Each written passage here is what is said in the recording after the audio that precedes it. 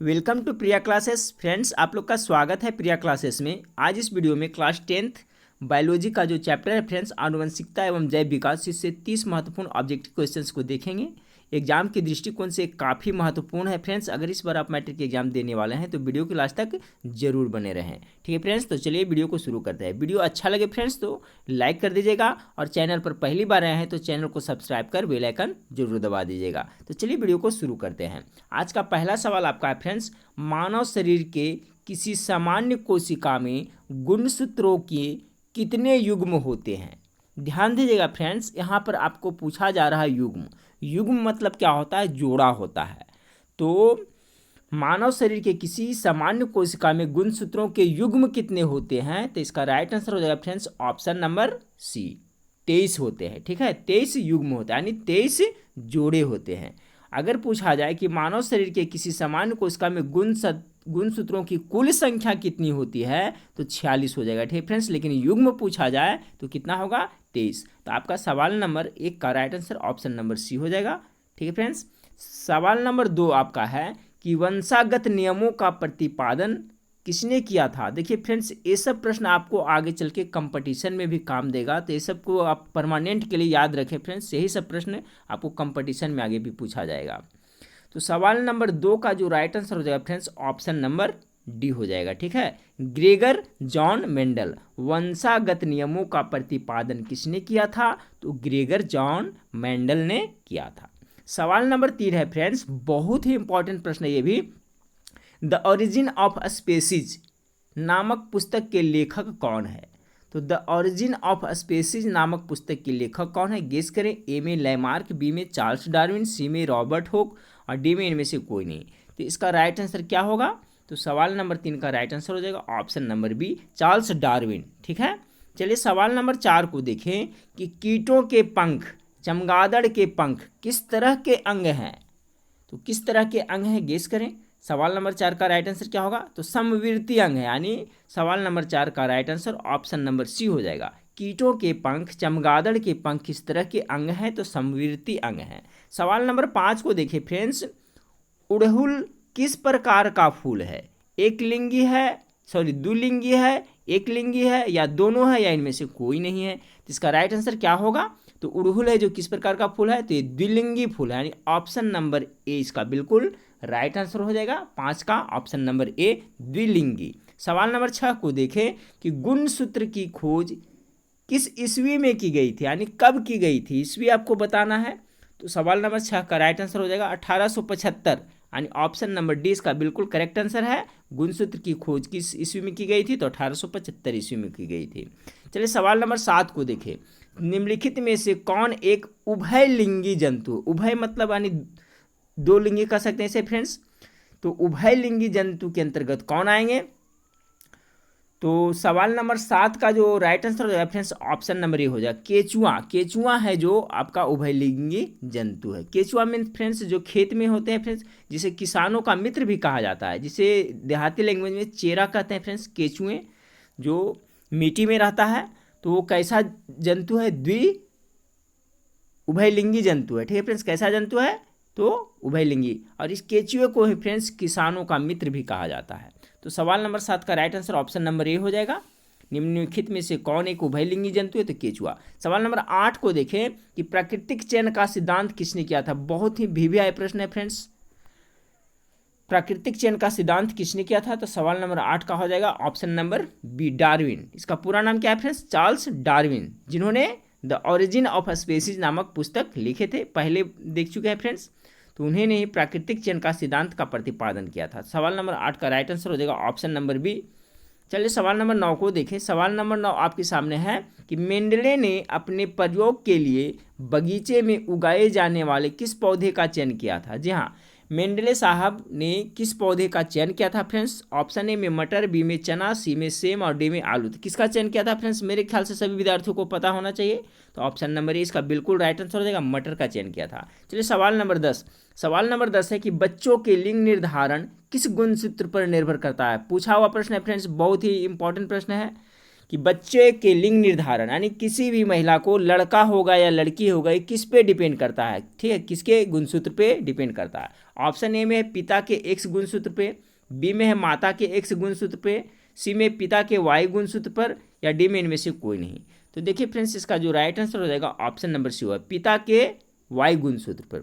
ध्यान रखिएगा फ्रेंड्स, जो स्त्री होती हैं उनमें गुणसूत्र होते हैं कितना, एक्स एक्स होते हैं, और जो पिता होते हैं उसमें क्या होते हैं, एक्स वाई होते हैं। ठीक फ्रेंड्स, तो बच्चे के लिंग निर्धारण किस गुणसूत्र पर निर्भर करता है, तो पिता का जो वायु गुणसूत्र है इसी पर निर्भर करता है। तो सवाल नंबर 10 का right answer option number C हो जाएगा। सवाल नंबर 11 आप लोग के सामने है फ्रेंड्स कि पंछी तथा तितली के पंख हैं, कैसा है, समजात अंग है, असमजात अंग है, अवशोषी अंग है, इनमें से कोई नहीं है। तो गेस करिए इसका क्या होगा राइट आंसर। तो देखिए पंछी तथा तितली के पंख, ठीक है, तो पंछी और तितली के पंख है जो असमजात अंग है। सवाल नंबर 11 का right answer option number B हो जाएगा। सवाल नंबर 12 देखें, समजात अंगों के उदाहरण है, ये भी प्रश्न पूछा हुआ प्रश्न है फ्रेंड्स, कौन है, क्या है इसमें समजात अंगों के उदाहरण है। तो सवाल नंबर 12 का ऑप्शन ए में हमारा हाथ तथा कुत्ते का अग्रपाद, बी में है हमारे हाथ तथा हाथी के दांत, सी में आलू एवं घास के ऊपरी भूस्तरी, या डी उपयुक्त में से सभी। तो सवाल नंबर 12 का जो राइट आंसर हो जाएगा ऑप्शन नंबर ए हो जाएगा, हमारा हाथ तथा कुत्ते का अग्रपाद है, जो क्या है, समजात अंगों के उदाहरण है। सवाल नंबर 13 को देखें। सवाल नंबर 13, विकास के दृष्टि से हमारी किससे अधिक समानता है, किससे अधिक समानता है, तो इसका राइट आंसर हो जाएगा चिंपैंजी। ठीक है फ्रेंड्स, ऑप्शन नंबर बी इसका बिल्कुल राइट आंसर है, क्योंकि फ्रेंड्स पूर्वज लोग हमारे क्या थे, चिंपैंजी थे। धीरे धीरे अब सुधार होकर के फ्रेंड्स इस तरह से हम लोग अभी आदमी के रूप में हैं, तो हमारे पूर्वज लोग कहा जाता है कि चिंपैंजी थे। तो विकास की दृष्टि से हमारी किससे अधिक समानता होता है, तो चिंपैंजी है। चलिए कह सकते हैं फ्रेंड्स कि चिंपैंजी का चिंपैंजी का ही हम लोग क्या है, विकसित रूप है। ठीक है, जो मनुष्य है वो चिंपैंजी का ही विकसित रूप है। चलिए, तो सवाल नंबर 13 का right answer option number B हो गया। सवाल नंबर 14 को देखें कि लैंगिक जनन के उपरांत संतानों में अलैंगिक जनन की अपेक्षा विभिन्नताएं होगी, क्या होगी, कम होगी या ज़्यादा होगी। तो देखिए लैंगिक जनन के उपरांत संतानों में अलैंगिक जनन की अपेक्षा की विभिन्नताएं क्या होती है, अधिक होती है। ऑप्शन नंबर 20 का बिल्कुल राइट आंसर हो जाएगा। सवाल नंबर 15 को देखिए, स्त्रियों में लिंग गुणसूत्र होते हैं। अभी मैंने बताया था फ्रेंड्स कि स्त्री में जो लिंग गुणसूत्र होते हैं वो एक्स एक्स होते हैं, यानी ऑप्शन नंबर ए इसका बिल्कुल राइट आंसर हो जाएगा। सवाल नंबर 16 को देखें कि मनुष्य का वैज्ञानिक नाम क्या है। सभी विद्यार्थियों को पता होना चाहिए फ्रेंड्स, मनुष्य का वैज्ञानिक नाम क्या है, गेस करें। ए में है होमो इरेक्ट्स, बी में होमो सेपियंस, सी में होमो हैबिलिस, और डी इनमें से कोई नहीं। तो ऑप्शन नंबर 20 का बिल्कुल राइट आंसर हो जाएगा होमो सेपियंस। चलिए सवाल नंबर 17 को देखें, चमगादड़ एवं पंछी के पंख किस प्रकार के अंग के उदाहरण हैं। तो किस प्रकार के हैं, समरूप है, समजात है, समवृत्त है, या जीवाश्म है। तो गेस करें क्या होगा इसका राइट आंसर। चमगादड़ एवं पंछी के पंख के किस प्रकार के अंग के उदाहरण है। तो सवाल नंबर 17 का राइट आंसर हो जाएगा ऑप्शन नंबर ए, समरूप। ठीक है फ्रेंड्स, किस प्रकार के उदाहरण है, तो समरूप के उदाहरण है। चलिए सवाल नंबर 18 को देखें कि जैव विकास को सर्वप्रथम किसने समझाया था। बहुत ही वीवीआई प्रश्न है फ्रेंड्स, सर्वप्रथम किसने समझाया था। तो सवाल नंबर 18 का राइट आंसर हो जाएगा ऑप्शन नंबर ए, लैमार्क ने समझाया था। जैव विकास को सर्वप्रथम किसने समझाया था, तो लैमार्क ने। देखिए ये सब प्रश्न है जो कंपटीशन में भी पूछा जाता है। चलिए सवाल नंबर 9 को देखें, ग्रेगर जॉन मेंडल व्यक्तिगत जीवन में क्या थे फ्रेंड्स, नाविक थे, व्यापारी थे, पादरी थे, कृषक थे। तो ये पादरी थे, ऑप्शन नंबर सी इसका बिल्कुल राइट आंसर हो जाएगा। ठीक है, ग्रेगर जॉन मेंडल को आनुवंशिकता का पिता भी कहा जाता है। याद रखिएगा फ्रेंड्स, जिन्होंने किस पे, मटर के पौधे पे प्रयोग किया था। तो क्या थे, एक पादरी थे। चलिए सवाल नंबर 20 को देखें कि मेंडल ने जनक पीढ़ी को किस लेटर से सूचित किया है। तो किस लेटर से सूचित किया है फ्रेंड्स, ये आपको पी लेटर से सूचित किया। ऑप्शन नंबर ए इसका बिल्कुल राइट आंसर हो जाएगा सवाल नंबर 20 का। चलिए सवाल नंबर 21 को देखें, आनुवंशिकी का पिता किसे कहा जाता है। अभी मैंने बताया था फ्रेंड्स, तो गेस करें क्या होगा राइट आंसर। चार्ल्स डार्विन होगा, मेंडले को, या रस्तु को, या लैमार्क को। तो आनुवंशिकता का पिता किसे कहा जाता है, मेंडले साहब को कहा जाता है, यानी ऑप्शन नंबर 20 का बिल्कुल राइट आंसर हो जाएगा। चलिए सवाल नंबर 22 को देखें। सवाल नंबर 22 है, जीव विज्ञान की वह शाखा जिसके अंतर्गत विभिन्नता तथा आनुवंशिकता का अध्ययन किया जाता है क्या कहलाता है? तो उसे कहा जाता है आनुवंशिकी विज्ञान। ठीक है फ्रेंड्स, ऑप्शन नंबर डी इसका बिल्कुल राइट आंसर हो जाएगा। देखिए फ्रेंड्स, अभी मैं आपको सभी विषयों का चैप्टर बाय चैप्टर ऑब्जेक्टिव प्रश्न प्रोवाइड करा रहा हूँ फ्रेंड्स। आप प्लेलिस्ट इस चैनल के पर जा करके प्लेलिस्ट में जा करके सभी विषयों का ऑब्जेक्टिव प्रश्न अभी सब आप आराम से देख सकते हैं। ठीक फ्रेंड्स, कुछ ही दिन में आपको मॉडल पेपर, सब्जेक्टिव प्रश्न सब प्रोवाइड किया जाएगा फ्रेंड्स। मैथ का सॉल्यूशन भी आपको प्रोवाइड किया जाएगा। इसलिए मैं बोल रहा हूँ फ्रेंड्स, इस चैनल से जुड़े रहें, लास्ट तक आपको बहुत फायदा होने वाला है। ठीक है, तो चलिए सवाल नंबर 23 को देखें। सवाल नंबर 23 को देखें कि गुणसूत्र बने होते हैं। बहुत ही वीवीआई प्रश्न है फ्रेंड्स, गेस करें। तो गुणसूत्र किसके बने होते हैं? तो डीएनए तथा प्रोटीन के बने होते हैं, याद रखिएगा। तो ऑप्शन नंबर सी इसका बिल्कुल राइट आंसर हो जाएगा। गुणसूत्र बने होते हैं डीएनए तथा प्रोटीन के। चलिए सवाल नंबर 24 को देखें कि जीन शब्द किसने प्रस्तुत किया था? जो जीन शब्द है उसको किसने दिया था? तो किसने दिया था? तो ऑप्शन नंबर सी इसका बिल्कुल राइट आंसर होगा, जॉनसन ने। इस तरह से याद रखिए, ज से जीन और ज से जॉनसन। तो जिन शब्द को किसने दिया था, यानी जिन शब्द का प्रतिपादन किसने किया था? तो जॉनसन ने। ज से जिन, ज से जॉनसन, इस तरह से कुछ तुक्का भी डाले फ्रेंड्स, याद रहेगा। तो चलिए सवाल नंबर 25 को देखिए, गुणसूत्र कहाँ पाए जाते हैं? ये भी बहुत इंपॉर्टेंट प्रश्न है फ्रेंड्स। इस वीडियो में जो भी प्रश्न है काफ़ी महत्वपूर्ण है और मैं गारंटी के साथ कह सकता हूँ फ्रेंड्स कि आपका मैट्रिक बोर्ड एग्जाम में इससे 2 प्रश्न पक्का आएगा, 1 या 2 प्रश्न आपको पक्का लड़ेगा, इसलिए सभी को रट जाएं। गुणसूत्र कहाँ पाए जाते हैं? कोशिका में, उत्तक में, केंद्रक में, या इनमें से सभी में? तो देखिए गुणसूत्र मुख्य रूप से आपका केंद्रक में पाए जाते हैं। सवाल नंबर 25 का राइट आंसर हो जाएगा ऑप्शन नंबर सी। चलिए सवाल नंबर 26 को देखें कि प्राकृतिक चुनाव द्वारा जीवों का विकास कहलाता है। तो प्राकृतिक चुनाव द्वारा जीवों का विकास क्या कहलाता है? तो डार्विनवाद कहलाता है। ठीक है फ्रेंड्स, यानी ऑप्शन नंबर ए आपका इसका बिल्कुल राइट आंसर है, क्योंकि प्राकृतिक चयन का सिद्धांत किसने दिया था? चार्ल्स डार्विन ने दिया था। इसलिए प्राकृतिक चुनाव द्वारा जीवों का विकास क्या कहलाता है? तो डार्विनवाद कहलाता है। सवाल नंबर 27 को देखिए, 27 आपके सामने है फ्रेंड्स कि जीन कहाँ पाए जाते हैं? बहुत ही इंपॉर्टेंट शब्द है फ्रेंड्स। जिन शब्द किसने दिया था? तो जी से जीन, जैसे जॉनसन, अभी बताया मैंने। जिन शब्द किसने दिया था? याद रखें, जॉनसन ने दिया था। अब पूछा जा रहा है जीन कहाँ पाए जाते हैं? गुणसूत्र में पाए जाते हैं, त्वचा में, हाथ में, या कोशिका झिल्ली में?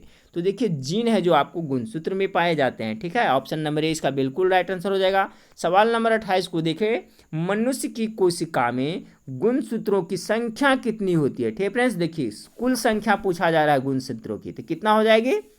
ऑप्शन नंबर डी बिल्कुल इसका राइट आंसर हो जाएगा, 46 हो जाएगा। लेकिन जोड़ा पूछा जाए, युग्म पूछा जाए, मनुष्य की कोशिका में गुणसूत्रों कि युग्म कितने होते हैं, जोड़े कितने होते हैं, तो 23 हो जाएगा, क्योंकि एक जोड़ा में कितना होता है? 2 होता है। तो 23 में 2 से मल्टीप्लाई करिएगा तो कितना आ जाएगा? 46 आ जाएगा। समझ रहे हैं मेरे बात को फ्रेंड्स? तो इस तरह से ध्यान दीजिएगा, एग्जाम में अगर युग्म पूछे, जोड़ा पूछा तो 23 हो जाएगा, और कुल संख्या पूछे, गुणसूत्रों की संख्या टोटल कितनी होती है? तो 46 होती है। चलिए सवाल नंबर 29 को देखें कि अंडाणु और शुक्राणु में कौन बच्चे के लिंग का निर्धारण करता है? बहुत ही इंपॉर्टेंट प्रश्न है। तो लिंग का निर्धारण कौन करता है कि लड़का होगा या लड़की होगी? ठीक है फ्रेंड्स, तो ए में है अंडाणु, बी में शुक्राणु, सी में दोनों, डी में इनमें से कोई नहीं। तो इसका राइट आंसर क्या होगा, गेस करें? तो सवाल नंबर 29 का जो राइट आंसर हो जाएगा ऑप्शन नंबर बी। ठीक है फ्रेंड्स, क्या हो जाएगा? ऑप्शन नंबर बी, यानी शुक्राणु। अंडाणु और शुक्राणु में कौन बच्चे की लिंग का निर्धारण करता है? तो शुक्राणु करता है। सवाल नंबर 30 को देखिए फ्रेंड्स, मानव में कितने रक्त समूह होते हैं? गेस करें इसका राइट आंसर क्या होगा? तो मानव में कितने रक्त समूह होते हैं? तो टोटल 4 रक्त समूह होते हैं। मानव में कितने रक्त समूह होते हैं फ्रेंड्स? तो 4 रक्त समूह होते हैं। चलिए इस वीडियो का लास्ट सवाल है फ्रेंड्स कि जीवन की उत्पत्ति पृथ्वी पर कहाँ हुई थी? तो गेस करें कहाँ हुई थी? अग्नि में, या स्थल पर, स्थल यानी जमीन पर हो गया, जल या आकाश में? तो देखिए जीव की उत्पत्ति कहाँ हुई थी? जीवन की उत्पत्ति पृथ्वी पर कहाँ हुई थी? तो जल में हुई थी। ठीक है, तो ऑप्शन नंबर सी इसका बिल्कुल राइट आंसर हो जाएगा। ठीक है फ्रेंड्स, तो इसी तरह से मैं आपको बहुत जल्द ही सारे विषयों का ऑब्जेक्टिव चैप्टर बाय चैप्टर आप लोग को प्रोवाइड करा दूंगा फ्रेंड्स। उसके बाद मैं मॉडल पेपर शुरू करने वाला हूँ फ्रेंड्स, और सब्जेक्टिव प्रश्न भी आपको बताऊँगा। और फ्रेंड्स अगर जो ये सब ऑब्जेक्टिव प्रश्न आप पढ़ना चाहते हैं तो मेरी वेबसाइट का लिंक नीचे दिया हुआ है इस वीडियो के नीचे डिस्क्रिप्शन में, आप वहाँ पर जा करके आराम से पढ़ सकते हैं। वहाँ पर पढ़ने में आपको मज़ा भी आएगा फ्रेंड्स, क्योंकि वहाँ पर सबका आंसर हाइड किया हुआ है। इससे आपकी तैयारी का लेवल भी पता चलेगा। तो वहाँ पर जा करके आप जरूर पढ़ें, ठीक है फ्रेंड्स। तो अभी वेबसाइट पे काम चल रहा है फ्रेंड्स, कुछ दिन में पूरा वेबसाइट कंप्लीट हो जाएगा। तो आपका 10th क्लास का जितना भी कोर्स है फ्रेंड्स, सभी का ऑब्जेक्टिव सब्जेक्टिव प्रश्न आपको मेरे वेबसाइट पर मिल जाएगा, फ्री ऑफ कॉस्ट वहाँ पर पढ़ सकते हैं, ठीक है फ्रेंड्स। तो नेक्स्ट वीडियो में फिर मिलते हैं, देखने के लिए थैंक यू, धन्यवाद।